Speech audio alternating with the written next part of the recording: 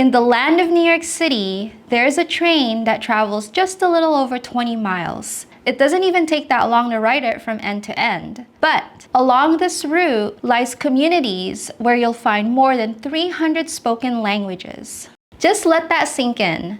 300 languages. Many nations speak more than one language. If you're European, I wouldn't be surprised if you encountered 3 or 4 languages on a regular basis. But 300? In the United States, most people just speak one. So imagine here in a country where most people are monolingual, exists a subway line that on a good day from end to end takes about 45 minutes to travel, is lined with people speaking 300 different languages and representing just as many cultures. Okay, it might not be 300 languages. According to NatGeo, it's 300 languages just on this street where the 7 runs. But other sources say that the borough of Queens as a whole represent only 138 languages. Either way, whether it's 300 or 138, that's still a lot of languages. And that's what we're going to talk about today, New York's most international train line, the 7 train. Welcome to Urban Caffeine. My name is Thea and you're watching a channel that talks about trains, and just when you're tired of trains, more trains. So if you like trains, subscribe and hit that like button.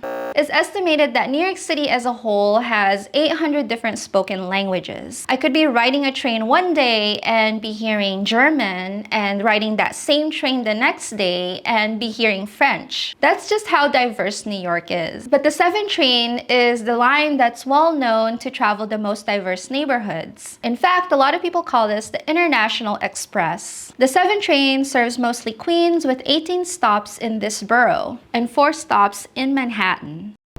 It's an important line because it's the only subway that travels across this northern portion of Queens. From the 7, people can easily transfer to these lines, giving easy access to most places in Manhattan. But you'll find the most interesting part of the 7 is the portion that runs through Queens. Queens itself is said to be one of the most diverse, if not most diverse place in the world.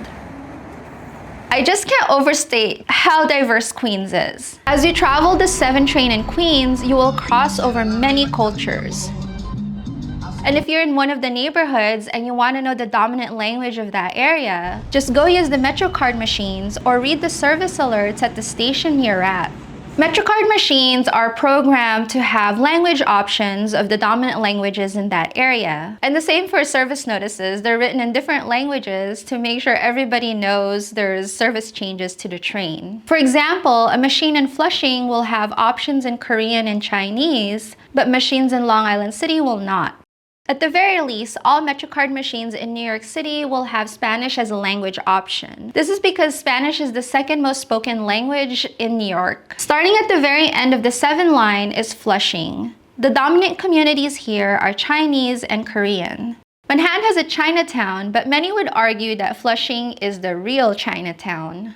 If you can believe it, New York has 9 different Chinatowns. Not just these 2, but Flushing is the big one. A friend of mine who was a film artist was talking to me about how easy it is for people to fake what they're doing online, but make it believable. To prove a point, we decided to travel vlog in Busan, Korea, but not actually go to Busan, just to Flushing. We made sure to film only in places where there were no English signs. It was just all either Korean or Chinese characters, to eat at places where the menu was not in English. The people who knew how to read Chinese and Korean didn't fall for it, but there were some people that actually thought we were in Busan.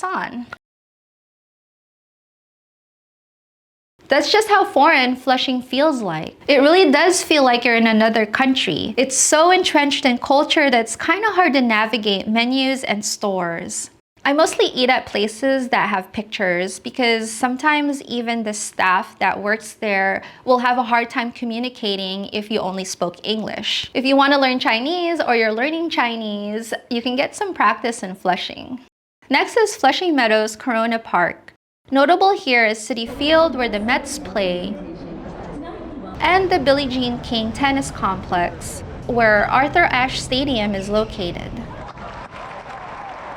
In my opinion, Corona Park to Queens is what Central Park is to Manhattan. Not exactly central, but it's pretty large and hosts lots of events. It even hosted the World's Fair twice. This park has a botanical garden, a zoo, a science museum, and an art museum. Next to Corona Park is the neighborhood of Corona.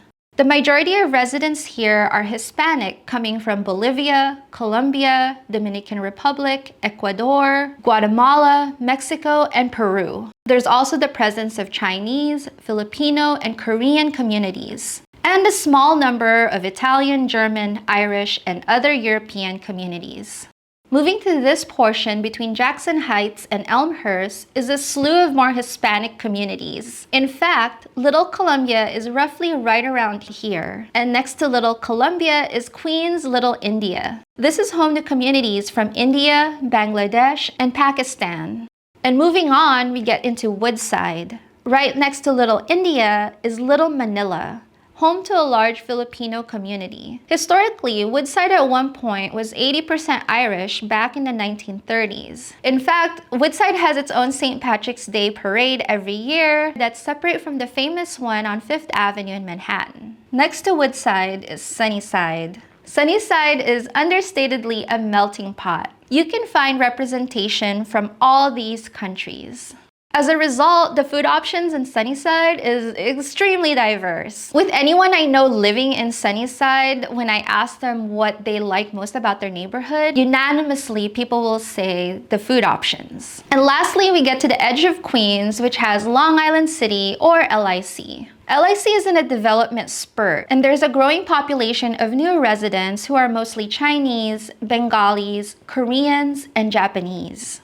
However, a lot of people in these communities are not first-gen immigrants. This new influx of people moving into LIC are either second-gen or third-gen. So the culture in LIC is going to be different because of the second and third generations that are living in this area. They've grown up in the United States, so they're both infused in American culture and whatever culture is established by their parents. On top of that, a lot of these second and third gen are middle to upper class, which is notable because LIC is just popping up tall luxury high-rises left and right. I have mixed feelings on the development happening in Long Island City. I'm happy because LIC is a lot friendlier now than it was 10-15 years ago. Back then, this neighborhood was scary. People avoided it. As some would say, back then, the hood was hot in LIC. But at the same time, I feel that these super high metal glass buildings are sterile and lack character. I feel there's an overcorrection on making LIC walkable. It's strange. Along the East River, you see these luxury high-rise condominiums, and then the rest of Queens. You know, the development of Long Island City is a topic for another day, so make sure you're subscribed and you hit that notification bell. So that's the 7 and its neighborhoods.